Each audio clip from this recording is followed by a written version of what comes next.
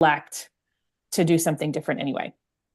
And I think that's an important question to know the answer to. What really is the perspective and opinion of those impacted, is something that's sort of on my mind. And then I think along the way, we hear lots of questions about like the policies around how far we will bus. I drive by the high school somewhat regularly at about the time kids are already supposed to be in class, and there's still like an endless stream of cars dropping kids off. And I do wonder how anybody gets to school on time, because the number of cars going in and out, clearly dropping people off is pretty staggering, which suggests that we're not providing transportation in some capacity. So I think the goal is just for us to think about like what kind of survey we could provide that would help us start to get some like answers grounded in the people who use the services, to really think about like, what are the problems, whether they're solved by a new contract or they're more immediately solvable, and like, how do we have some facts to move forward with? So that was the goal of this whole effort, to begin with. But I did see earlier today that the district launched a Smart Routes to School survey, and I was curious if anybody could tell us about that and what the questions are and who gets the data and what the goals are, because I think that does complicate anything we're going to do here. Like, we can't put out 2 transportation surveys in, hot succession and expect that people are not going to be confused by that. So when we ultimately get to talking about like what goes in the survey and timing, I think that'll be important. So I don't know if anybody could tell us a little bit about what that survey is even all about. That went out today. Dr. Cushing, are you able to respond to Member Graham's question? He has been involved with Safe Routes to School. So let me just try calling him to see if he can jump back on. Thank you. And if he can't, my wife has been involved with this group, so I can speak to it. And I spoke with Ellery as well, but I'd love to hear where the district is coming from on this. But it is a 3-question survey. I can pull it up, actually. Oh, okay. I literally just saw it as I was signing in, and I was like, yeah, I had reached out to the Safe Routes to Schools people to say, hey, is there anything you'd want us to keep in mind? And they said, oh, actually, this thing that has been kind of chugging along slowly is set to launch tomorrow. So it was, yeah. So the survey itself is run by Safe Routes to Schools, which is a statewide group that does local advocacy and assessments. And it is a very basic survey, right? So if you click on where you live, and then you answer questions about your child. How do you get to school? How do you get from school? And this is it. So it's not comprehensive. I know this group is interested in getting more data about what stops people from active transportation, walking, biking, rolling, but this survey is just this assessment. I believe it goes to the state organization of Safe Routes to Schools. They do the data and provide a report. Okay. I have the report from the Roberts from 2018. It used to be done by school, and I think they're pretty excited. Hi, Kitty. About having a comprehensive approach from the district on this, but it's really focusing on alternative transportation. Okay. That is super helpful. Thank you, Member Reinfeld. So I thought what we could do today is use the time that we have to start to brainstorm and think about like sort of the questions that we have that we would want to have vetted by the survey, and to the extent that we can, craft any questions that we have. And then perhaps Megan and I can work offline to sort of flesh out a draft to bring back to this group at a future meeting. And so I have a literal blank piece of paper here that I'm happy to share, and we can walk through and just do some brainstorming until it can sort of evolve into something a little bit more formalized, if that works for the group. Yeah. Okay. I'm going to share my screen. Okay. You all see my screen? Yes. Okay. Okay. So I think, sort of one thing that we probably want to be clear about is our questions to answer via the survey. And then the other thing is, what survey questions are we thinking we'll ask? So my typing always goes downhill when I'm sharing my screen.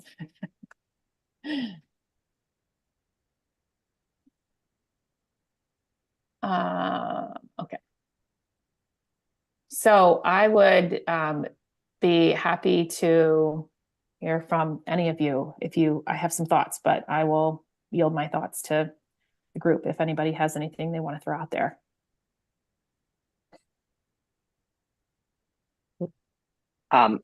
So I did just Google for some examples of transportation surveys for school districts. This one has 21 questions, which I am just reading right now. There are questions about the bell schedule, which is interesting to have as part of that survey.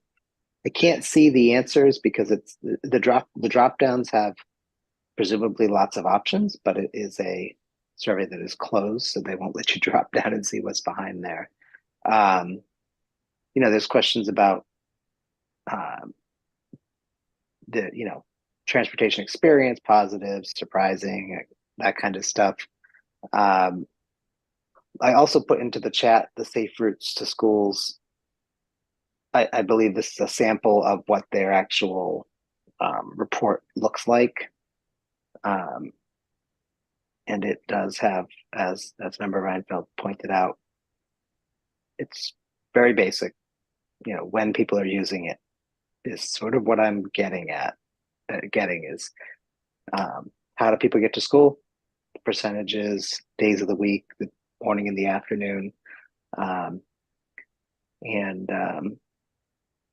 Interestingly, they have a thing about weather conditions, which is good. If we plan everything around everybody bikes and the entire system falls apart because it isn't always biking weather, for instance, that could be a problem.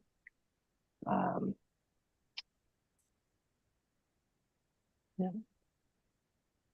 I think Member Reinfeld? yes, one meta question I have is whether we're looking to have an assessment and understand what are the obstacles to participating in district provided transportation or alternative methods versus what could the district do differently that would shift your transportation behavior?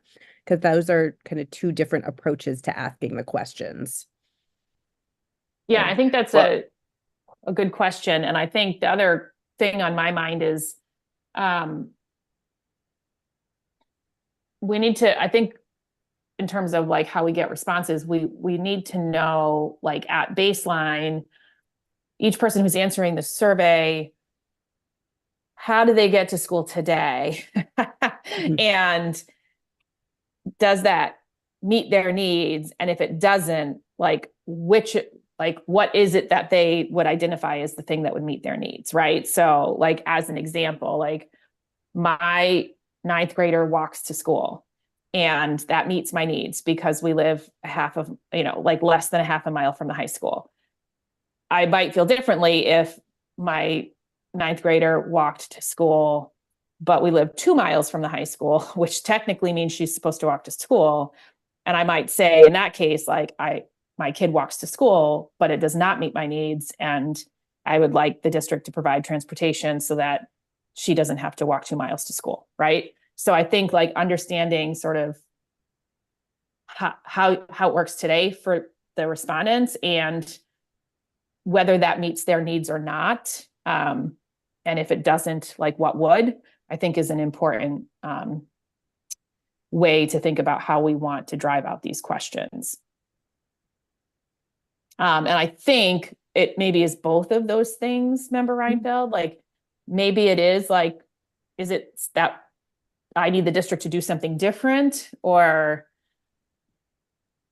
I need to do something different? Like what, is it that there's some barrier that's not allowing me to do the thing that I want to do? Or is it simply like, I need a yellow bus to come pick up my kid in order for me to say that this meets my needs? And I think we're going to get a whole bunch of different answers. But when it relates to like students, the high school students in particular, I think one question, I would sort of want to dial in on is like, if they are using a bus to get to school today, what kind of bus are they using? And like, does that meet their needs? And if it doesn't, what would?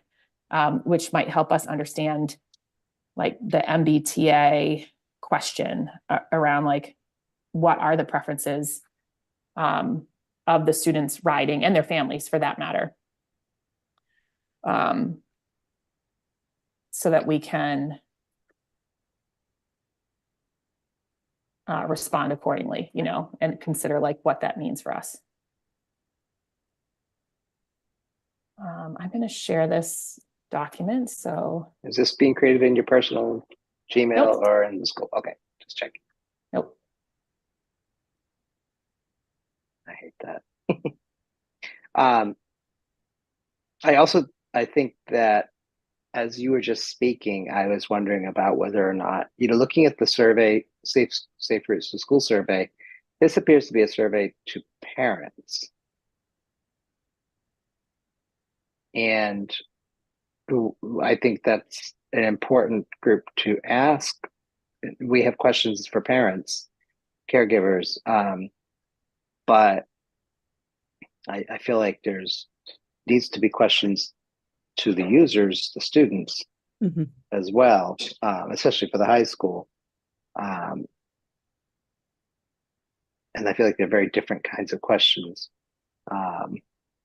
Oh, it is. Okay. Yeah. And high school students. Thank you, Tom. Good. Looking at their data though, I'm frankly nervous. Like they have each day, the morning and the afternoon transportation, the data broken up by each of those, which is 10 different things, which of course makes sense to want that.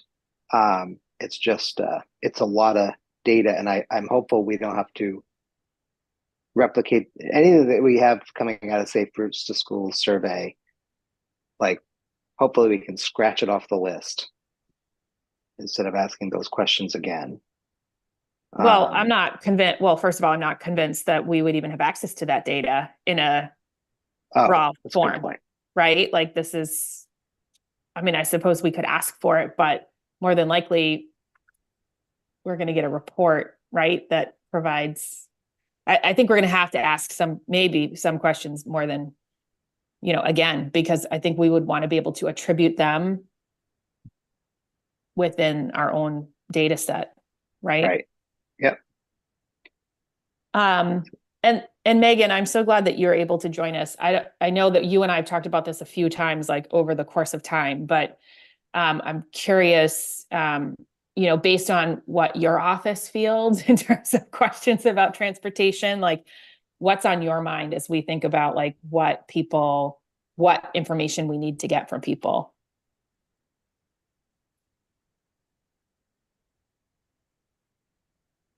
Oh, you can't unmute? Hold on. Oh. Did it go? There you go. Yep. Yeah. Hi. Okay, there we go. So, we certainly, I am right in the middle of it because I know what can be done with the resources as they exist and then what the policies say. So if we were to change some of the policies to meet some of the unmet demands of the families, we wouldn't be able to meet those policy demands now because we don't have the infrastructure for it. So this bus driver shortage thing is so real. However, I'm with you, Jenny, that like the hardest part was we cracked down a little bit on the policy distances and we got rid of some bus stops that were, especially at the elementary school level, we got rid of some bus stops that were inside the 1 mile mark. So we weren't obligated by policy to bus those students. And then the families just, they got savvy and they just walked up to the next bus stop and it was like 30 kids. And so, I was preparing myself to crack down on those 30 kids, but I was thinking specifically about which families they were, what neighborhood they come from, and what the sort of PR fallout of having such a huge group all at once would be. So, I mean, I know that that's, you know, a lot of kind of anecdotal parts of the details, but it's an important part for this group to be thinking about. But I think that what I would see a lot of is to rethink those policies because they are too far. And we as a district, and I'm committed to doing this summer, need to also commit to kind of rebuilding community to talk to them about how to not be super scared of walking to school. So luckily, the new manager at Eastern Bus and we have just a sort of plan in place for this summer that we're gonna drive all the routes together and she's gonna make them more efficient. And we're going to make them to policy so that we're not, you know, taking too many kids that are not eligible. And I'm going to reach out and talk to families in the neighborhoods that have historically been kind of like getting on the bus, but they're not eligible to, and offer meetups. I'm going to work with the Metro Family Network where it's appropriate to offer meetups to be like, let's all walk to school together. And this is where I'd like to, you know, work with Ellery. Ellery reached out to me and I haven't had a chance to get back to her about safe routes to school to find out what resources we have to do this. It's sort of a teaching people how to walk to school, which sounds funny that we need to be so explicit about it, but we do. And, you know, sort of introducing people like, this is who you would walk with. And it's okay. You can trust your kids with these people to walk to school. So I don't know, those are a lot of kind of anecdotal stories, but that's what I'm constantly working between the push of families saying it's too far for my kids to walk, so I need a seat on the bus. And the bus is all being overcrowded because there's a driver shortage. So even students that are eligible, there aren't enough seats. And so the buses become unsafe, and the pushback that I want to give to say, we need to build some independence in the kids and start walking with them. So that's where we are with that. But as far as at the high school level, adding yellow buses at the high school, that I've just done informal surveys with those students. I would love to see a formal survey with actual student voice to find out how they feel about that. Because I think that if we went to the expense of adding the yellow buses for all of the high school students that are eligible for them, we would have a lot of empty buses. Hi, Lucy. I'm sorry, I'm on a Zoom call. We would have a lot of yellow buses that were, barely full, and it would be very expensive. In fact, I did the math once and said that it would be cheaper for us to pay for all of the MBTA M cards for every student in the high school than it would be to have the 14 required yellow buses to bus every kid. Now, again, I don't know how many of the kids would use those, so that would be a waste. The other part about this is what a waste of money it feels like, because when we were paying for MBTA buses for students, we could tell that a lot of them weren't even using them. So we were spending $30 on a month for students for just in case one day a week that they might use it, but otherwise they were getting a ride from their friends, or they were driving themselves, or they were getting it from their parents. So that was just painful to watch all that money kind of fly out the window. So I think that the high school survey would be very valuable, very interesting to see. And their parents, because we just got an email today from a parent saying that she's very uncomfortable with her student driving in cars with friends and that he does take the yellow bus. And so I think the parents' voice needs to be in that survey as well. Yeah. Yeah. And then Megan, I know the questions or the concerns probably are different at different levels, right? Like at elementary, I would expect to see lots of different kinds of feedback than at middle school and at high school. So I'm curious if there are other questions, like what else do we want to know about in terms of our bus ridership, I guess I'll say, our transportation that we haven't talked about so far. And one thing that comes to mind is like some explicit questions about late busing. And so I know, over the years, that's even been a question at the elementary school level. Like there have been a handful of instances where we've provided yellow late buses to programs at the elementary school, although it always struck me as like a one-off thing that was sort of happening. The only one I know about that was when we had ESSER funding and we were doing sort of tutoring, like ESSER, the catch-up tutoring for elementary school. And so we provided transportation for that. Right.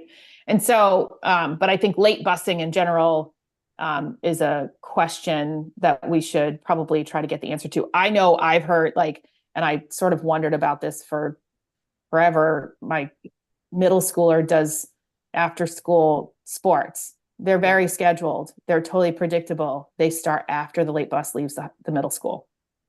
Like it feels a little bit insane that we would have a school sponsored activity and we would intentionally start it after transportation options exist for the kids. So that's, I think when I think of the late bus, I think of that. Like my kids, because when they're in middle school, they ride past the high school. They report about overcrowding on days where there's middle school athletes going from the middle school to the high school. Yeah. I hear the same thing about the library, which is a hot spot for middle school dating, which always makes me giggle. So there's like sort of hot spots around the city that, sort of flare up at different times of the day that I think are worth sort of pursuing as well. In this, I see somebody from, is that Peter? Is that you with your hand in the air? It is. Okay. I was thinking that one question might be specifically around what you were saying, the late bus tier. Some districts do have 2 tiers of late buses, now realizing that's an additional cost. But they have say like a 3:30 late bus and then maybe a 6:30 or a 6 o'clock late bus once activities after school, things of that nature are done. So that might be an additional question to ask. I think another thing that needs to be very clearly articulated is that the survey needs to be filled out for each individual student, not each individual family, especially if they have multiple at various schools. I don't know if that was stated. I also just spoke with our rep from Safe Routes to School. She's going to ask if we can have access to the raw data. It is normally a report shared with the principal, but she will ask if we can have access to the raw data. Great. Be great. Yep. Member Reinfeld? So I will note that Member Russo and several other members sat in on the Student Advisory Committee or Student Advisory Council meeting last week, and they raised some challenges with the busing. Some of it was around how it is implemented at the schools in terms of stopping points and lines and crowding and time, and some of it was around timing. Which so that school was this? The high school. High school, okay. Yeah. So I would echo what Member Russo said earlier, that getting student feedback certainly at the high school level, and I think the middle school level as well. I think my question is, to what extent is this survey about the quality of the experiences or of the services being provided versus the which services should be provided and are going to be used? Because the things that we keep hearing about overcrowding on the buses or lack of bus monitor or vaping on the middle school bus, those sorts of questions, as you say, distinguishing fact from fiction. How prevalent are these issues? I saw Megan's hand go up. So just because my only fear about asking for an evaluation of the the quality of the service would just be opening up a rant cave, so that would be my worry, and especially because we know why, we have an explanation for why some of the things are not working well. It's partly this driver shortage. And so if we didn't know and everything was working the way it was, we were fully staffed, everything was great, and then people told us like, no, it's not exactly what we want, I think that would be more valuable. But like right now, to say the buses are overcrowded or the bus drivers are grumpy when we're in a position where we can't really address, we can't afford to fire anybody. Right. I mean, so I think my question there is, is it can we phrase those things in terms of obstacles? Are people not putting their kids on the bus because of X, Y, or Z reason? So I think that phrasing is useful. Member Rousseau? Yes, I think I certainly understand Megan's concern. Nobody really wants a report that says, "My God, everything's terrible," especially when we, first of all, I'm not saying everything is terrible, but when we know there are problems and we know what they are and we know the solution, and right now that is not solvable. I do think there's value, however, in understanding it because it provides us with a priority list. You know, when we decide how to spend money, which we don't have enough of, I think knowing, you know, if 92% of all students who ride our transportation think it's the worst thing that's they've ever experienced in their lives, that's different than 20% complaining. And it'll help us understand in the context of other services that in the district that we don't provide or can't provide or might be cutting or whatever else.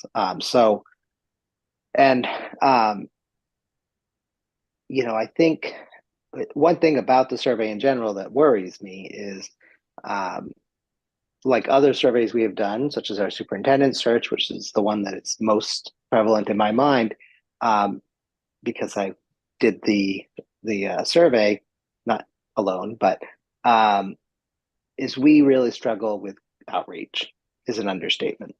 The people that responded to the superintendent search, to say they were not a slice of Medford, a representative slice of Medford, is the biggest understatement I could possibly ever say. And so, I mean, I appreciated all of their feedback and we got a very good number, but like the number one income level for people that responded was over $250,000. And that is not the average of Medford. So I worry about how we can get a meaningful set of responses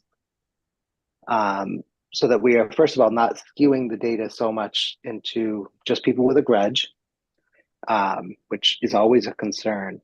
But I also, you know, the late school bus stuff that was just brought up, you know, that I don't know how many times I can tell my story, but some of the faces on the screen changed. So, but you know, I lived in a rural district. I was the furthest student from the school, the furthest student. And to say it was well over an hour each way every day was no exaggeration. And there were no late buses at all. And I participated in exactly 0 after school activities my entire 7 through 12 education, because it was a 7 through 12 high school.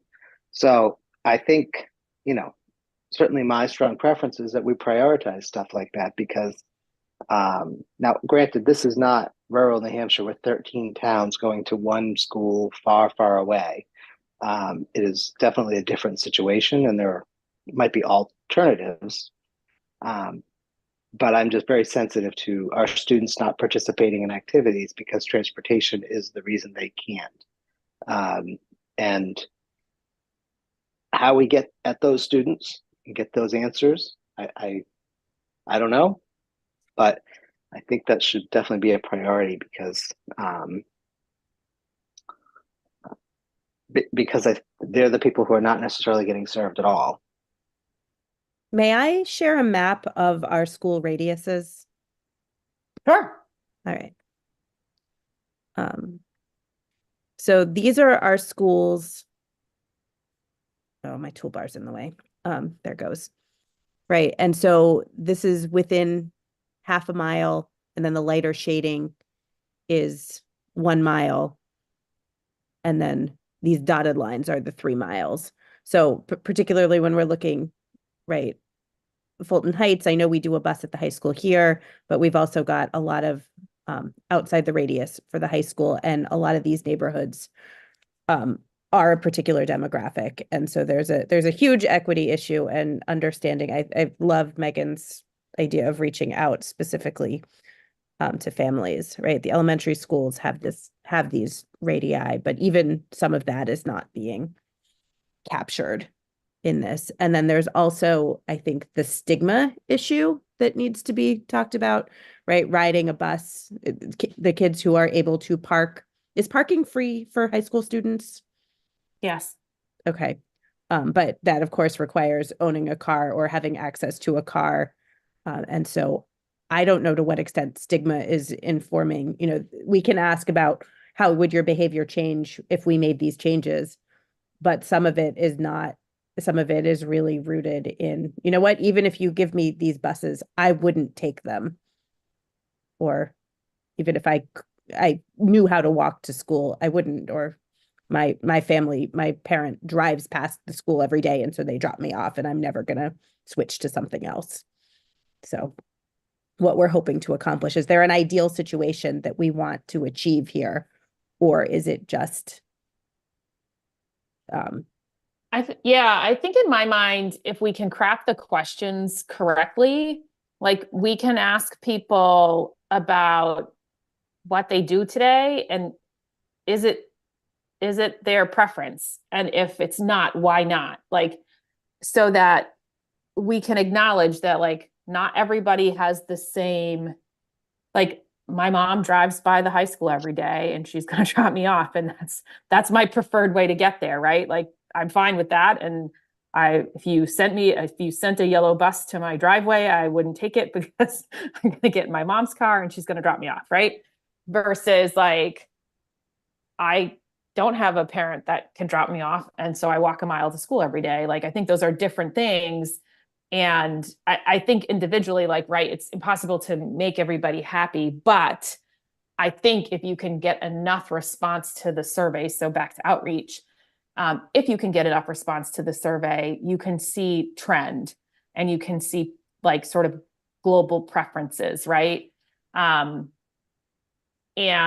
that data might be useful in order for us to be able to say, you know what, like the high school kids have no issues at all with the MBTA buses bringing them to and from school. What they care about is that they're late. For example, like maybe they don't care what the bus looks like, but they care that they can get to school on time, right? And so I'm fine with the MBTA, but it makes me late every day. And that was actually their complaint, that there are two buses and they're crowded. And yeah. So I think there's like a lot of different, like, when you talk about like what works for people, like what works for people works for them and not necessarily for anybody else. But I mean, there is a finite number of like versions of what exists versus what we would like it to be. And I think we could see, if we can get enough participation, like I think we could see something that informs like, are we trying to expand the number of buses we have, and by how many, for example, or by none? Like maybe the survey says like none is the right answer. I don't know. Peter, did you have your hand in the air? Yeah, I do. Quick question. Member Reinfeld, what year, I wasn't able to see, what year was that data from on those radii? that is a great question. Let me find it again. Okay. And the only reason I ask is we are actually working with the city and Safe Routes to update those. So I can provide, as soon as we have it, I can provide them. We've sent the addresses in with no identifying information to do that. So we are working on that right now. The other thing too, just to consider when it comes to parking is, there may be a project, there will be a project in the next few years that may significantly limit high school parking. And so it's just something, as we're considering transportation moving forward, the effects of reduced student parking potentially in the future. I was actually going to bring that up, Peter, in a slightly different way, but aside from the probable need to have less parking available, assuming that the high school is done where it is now, there's also the need to understand when we, if we are building a whole new high school, how much parking lot are we building? I don't suspect the MSBA actually will have an answer for that in some formula, but they may have a formula for like minimums or something, but that we probably have more than is normal just because of the lot we have right now. So understanding if we end up having to have less parking, how much less can we have before it becomes a real problem? You know, because I also the parking is for me is about the, you know, the ins and outs of the high school, getting your kid in and out for parents and for buses, and for students that are driving. Um, you know, the current setup is, of course, everybody can agree is terrible. And whether or how much we think about and care about that in a new design, it kind of matters. Like if we were to change the pattern and make it work beautifully, would we suddenly have far more people driving their kids to school? Will we have far more students trying to park?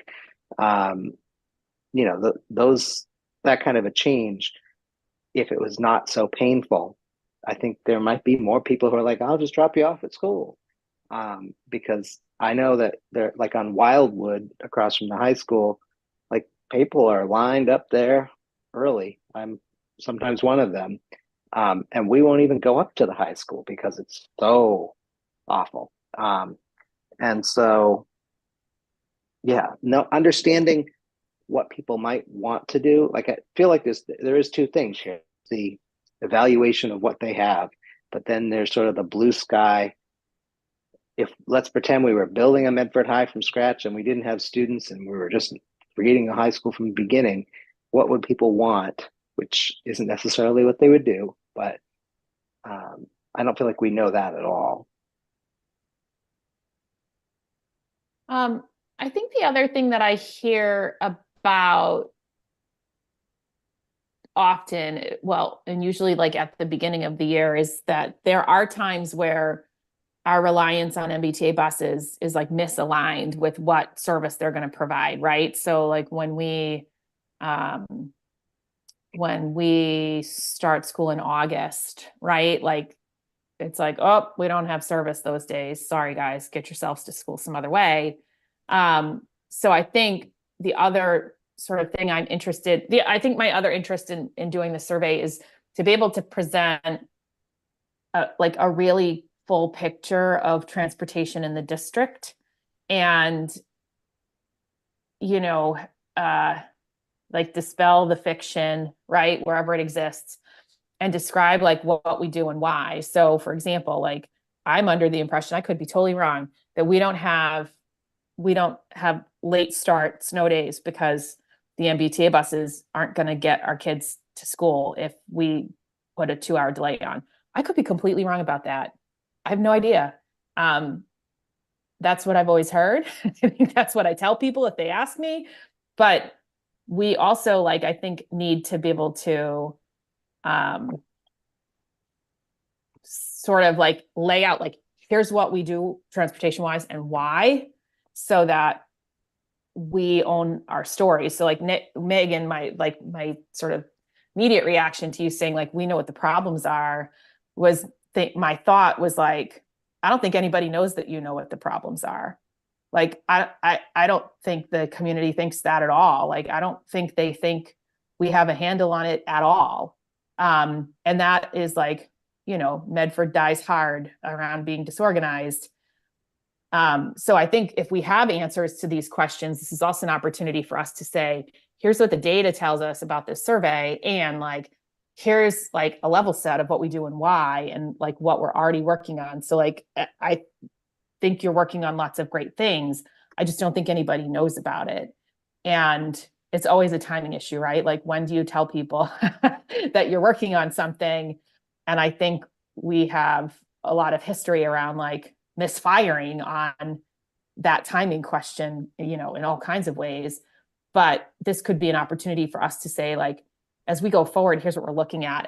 And we have a set of recommendations based on the data and our current practice. And the recommendation is we're going to change the 1 mile radius to 1.5 miles, or we're going to change the 2 mile radius to 1 mile, like whatever those things are that we're going to decide out of this.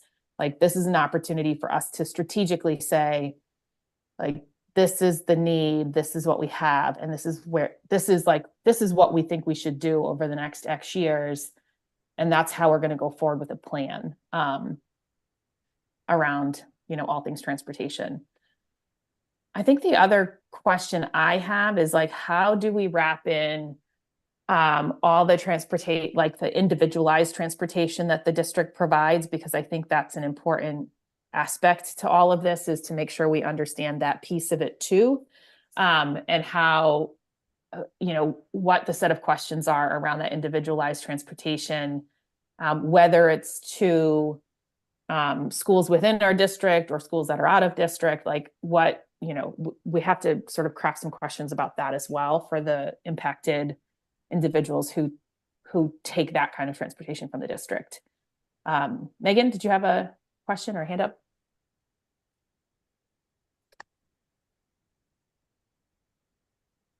Nope. There you go. Okay, there we go. Thanks. No, I was, let me go back and think if I can remember it. Yeah, I would love to have a sort of place to sort of, I don't know if it's airing dirty laundry, but sort of give our reasons, our stories. But like, because nobody likes to hear the answer of, well, there's a driver shortage. It's unbelievable. People are like, so what? That's your problem. Make it happen. Tell the company that they've got to figure it out. And I'm like, the company is working with us so closely, and she calls me every time she's got a new person that they're training, and she calls me every time that there's somebody that they had to let go for like safety reasons that we all support. So, but for strategic planning, I agree with you, and we should be planning it, not like assuming it's going to get better. And I do like the ideas of the survey. I want to walk back my thoughts on not evaluating it, because I do hear what you're saying. Do you guys need me to close this door? Is it too noisy? No, we can't hear it at all. Okay, good. To walk back because I do see the value in knowing whether the reason people aren't using it is because they've heard of these bad things about it, because that would be important, or they've heard, or there's a discomfort about it. I think that would be valuable information to know that more people would be using it. So I just wanted to say that part too. There was something else, but I'm sorry, I got distracted by the No, it's okay. fun Member So. Thank you. Bye, Jerry. Yesterday, I believe Framingham Public Schools voted to take all transportation in-house. And because of, apparently they need 77 drivers, but they have 54, which to say that creates problems. I just can't even fathom. How does anybody even get to school at all? And now that Jerry's not on the call, I'm kidding. I mean, I would have said it if he was on the call still. But, when we talk about driver shortages, we really are also not talking about driver shortages. There are enough human beings to drive buses, and enough human beings that would be willing to drive buses, but not for the wages that bus companies pay. But when I think about what they're doing over in Framingham, these are probably going to be a unionized group. They're going to have benefits and retirement, and they're going to get paid a boatload more than any bus company was ever going to pay them. And I'll bet they won't have as much trouble finding any bus drivers. So, I realize this particular fiscal year is probably not the year to have that conversation, but the bus driver shortage is not a real thing. It is a made-up thing because we refuse to pay people a reasonable wage. We have a bus driver shortage when McDonald's has to shut down because they can't get workers, but they don't shut down. So there are workers. And I'm not trying to, this is not an attack on you, Megan, or anything. I understand that's how this is talked about, but I think it's just really important to talk about it as it really is. We somehow want people, and it's the same with the after school conversation. There are people who could work those jobs if we were willing to actually provide benefits and retirement and enough pay. That's a reality. I mean, come on, we all know that. So Framingham's doing this. It'll be very interesting to see how it works. And I realize financially they're a very different district. I think the Student Opportunity Act has been kind to them. And so they may well, in fact, be flush with cash to be able to do something like this that we couldn't do right now. The other thing, though, is, I sign the warrants and I see what we pay to transport our students out of district. We pay per student more than we pay assistant superintendents. Like $6,000, $8,000 per student to go to school 20 days a month. So, and actually, I don't know if that works out to being what assistant superintendent makes, but my point is just that's far more than we would ever pay a unionized, retirement eligible and benefits eligible person to do that work. Far more. And so, I get that there's not a lot of time and a lot of energy, and it takes a lot of energy and money to talk about getting ahead of it. It's like you're always a day behind on this kind of thing. Oh, we have a student, we got to transport. Well, you're not going to okay, let's post a job for a new person to come and become our driver. And no, the student has to be transported tomorrow morning, starting tomorrow. And so how do we get ahead of that? Because I don't know the exact numbers, but we spend a shocking amount of money on out of district transportation and there's just, without a spreadsheet in front of me, there's no way we cannot do that for less if we just hire people ourselves, take the hit, put them in the, pension and salary and all that other stuff. There's just no way that it's cheaper. And it also is a huge amount of effort for our staff to be on the constant treadmill of trying to find a new person to, find a company that's willing to transport a student. Some of that stuff doesn't make a lot of sense to me. And some of this isn't really about the survey though, I don't think. Because a lot of this stuff, I think it's about sort of what do you do with the survey afterwards, right? Which is okay. Right. I think that's fine. Yeah, I think that's a good point. Is we're going to get data from students, we're going to get data from parents, but we already also have a lot of data of our own that is very relevant to this. And I appreciate that electrification of fleet was just put there because then I don't have to say it. Mm-hmm. Did the students at the Student Advisory Council meeting have other transportation related things to talk about? Yeah, so they raised 5 concerns, and I just need to find that tab that has it. So there are 5 concerns. Where did it go? Wait, nope, that's your document. This one's my document. All right. Was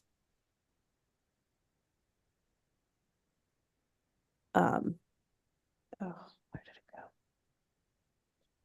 I have it right here. Yeah, it was the student safety in the bus lines, setting designated arrival and departure positions to reduce crowding, more buses for North Medford and other underserved areas. The Route 101 was running every 5 and 10 minutes, and it wasn't consistent as to when the arrival time was, and wasn't timed to accommodate people staying late. So that's your late bus question. And then the 95 either comes very early, very late. The early bus is very crowded. The late bus doesn't get people to their jobs on time. Member Russo, did I miss anything? You did not. Okay. So I think we have a lot of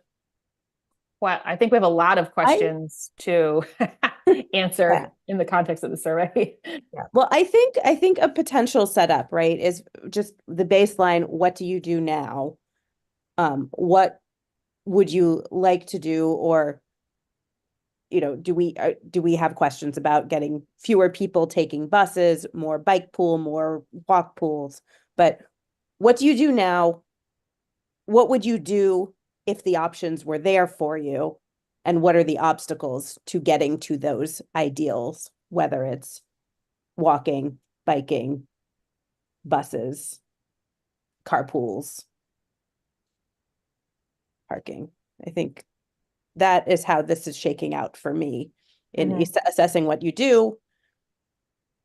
What would you anticipate doing? And I want to recognize Megan's point that there's some education around that. I think we could absolutely aim to have fewer cars in the school drop-offs and pickup lines. That's going to be some education. There's going to be some resistance in the community, but understanding what the barriers are for walking, biking, carpools, busing, is important. So where you're going, Okay. and that's specifically what the obstacles are, or as I asked in the beginning of the call, what could we do to facilitate your ideal situation? But I Yeah. think obstacles is probably the way to go on that. Yeah. That's what Okay. people are experiencing, is they're saying, oh, I'm not doing this because X, Y, or Z. Okay. Member So? We also did hear, actually, I didn't write it in my notes, but I remember it now from the meeting.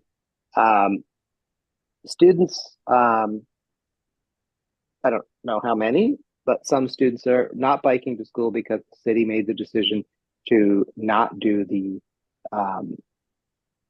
safe, Protected bike lanes. thank you, protected bike lanes. So, that was a decision the city made to allow for some parking spots. And the consequences are that there are more people getting other ways. I don't sense that the people who would have been biking to school are instead getting on the bus. They probably have a parent dropping them off. And so, when the city makes decisions like that, there are consequences. And I think that we have to remember that, again, getting back to the project that is the big project in this that's happening.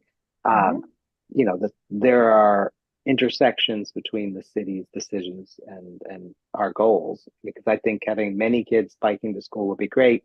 I frankly don't want to have many kids biking to school if we once a year have to go to a funeral. So, that's the blunt reality of not having protected lanes. And I wouldn't let my kids ride a bike to school. For whatever Yeah. for whatever it's worth, the city, I spoke to Todd Blake, city engineer, and they're saying they're in the process of mapping the school addresses of students who take the bus and kind of looking at which roads are getting the traffic and what kind of shape they're in. So there's some coordination with the city once we have these results as well. But they're interested in understanding that. Especially since I will note that a lot of these neighborhoods have changed since I imagine the last time we did any kind of transportation assessment. Right. Yeah. We only have a few minutes left and I want to be mindful of the time. I think this was like a really, really good discussion. And Megan and I can take some work on to craft some questions and things like that. But I think the other question, to your point about outreach, I think we do need to think about, how do we get participation? I think we certainly, we could think about like the timing of the survey and when it goes out. Like, are we interested in this going out like in September when we can like send it with like all the other paperwork that goes home and ask people to do it? Is that a terrible time of year? So really interested in like what the right timing of this is that would allow us to collect good data and still position us to use the data to inform any sort of RFP we need to do for our yellow bus service next year. But also think about like, what are the mechanisms where people are where we are the most likely to be able to convince people to do this? And how do we sort of capitalize on high participation kinds of like moments to like get people to engage? I think students, like we have options like, using their advisory blocks, and we can even have like a drawing of some kind, right? Like we could do something that incents people to reply from a student perspective. I think that's less, what's the right word? Less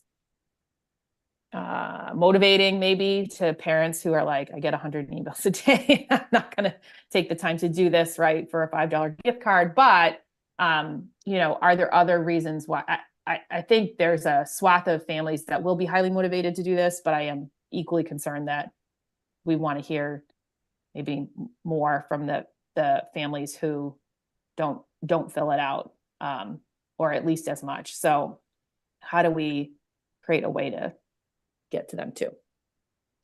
Remember so?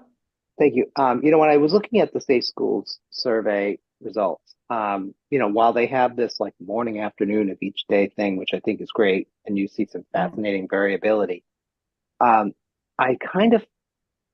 struck that and believe me, nobody wants to put out a survey with 350 questions. But I am struck by the fact that there seems to be no recognition that what you do in January versus what you do in May and September. If you're a hardcore biker, you may be like, all right, we have 2 feet of snow this entire February, every Monday, and maybe I won't bike. There's no seasonality, that's the word. And I'm hoping that Safe Schools is always like, this is the date. Otherwise, that data seems like that would be a little questionable. But it seems important also because if we put the survey out in September, it's beautiful out, people who want to bike are biking, we may get a false sense of like how much traffic there's going to be, and if we did some change, how much actual use of busing is there going to be. I just feels like that seasonality stuff, and it isn't just seasonality. I mean, it's weather.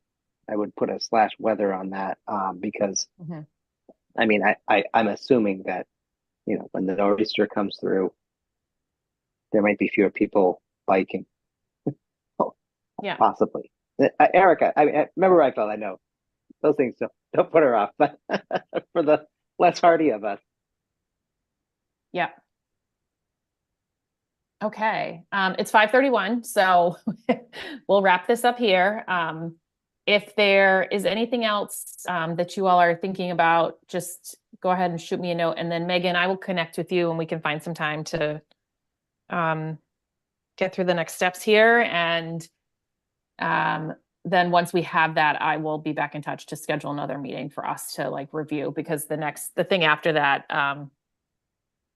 will be to bring this to the full committee, which I think we said we would do by June. So. Motion to adjourn. I'm noting sorry. Megan's comment in the chat here about asking families to sign up for the bus in May this year. Does that mean there's content you'd like to have ready with that sign up to say, you're not asking for a preliminary survey response, or we shouldn't try to push things to meet that? Okay. Because if this is the moment when everyone's ready to talk about their transportation needs, I don't want to miss an opportunity. So no, I don't think that we should rush it. I think that this is, especially because we're talking about the end of next year being when our contract is up. I think we should be thoughtful about this survey and take time and not try and squeeze it into this May. I'm just asking for the signups in May, so that we can better get a handle on who's signing up that's not eligible, and if there's any rerouting that we need to do and notifying families with plenty of time. It's just to buy myself more time. I think that makes a lot of sense. Yeah, I think rushing the survey would be too much, but if we happen to have it ready to go, we might give it at the same time, saying nothing's changing yet, but we're just, everything's in place for next year. With some, we reserve the right to make a couple of changes, but we just wanted to ask this survey for strategic planning for the future. That's what I would recommend. Member Graham, do you know if this kind of assessment is going to, for a new high school, would this be a separate effort to understand the needs there? Good question. I think it can be, but I think if there's data that we can use and leverage, we can certainly provide that to, it would really be to the folks doing the feasibility study. So I think they would be interested in sizing sort of what those needs are from a feasibility perspective. So I think if we have input that we can provide them, that will be useful. But I assume that they also will have their own ways that they recommend sort of getting the answers to those questions. So because I know building and grounds are separate entities for people. Yeah. So yeah, I think probably both is the short answer. Thanks. Okay. I heard a motion to adjourn by Member Rousseau. Oh, I can second that. Seconded by Member Reinfeld. So I'll do a roll call. Member Reinfeld? Yes. Member Rousseau? Yes. Member Graham? Yes. 3 in the affirmative, 0 in the negative. The meeting is adjourned. Thanks, Thank you, everyone. Good night, everyone.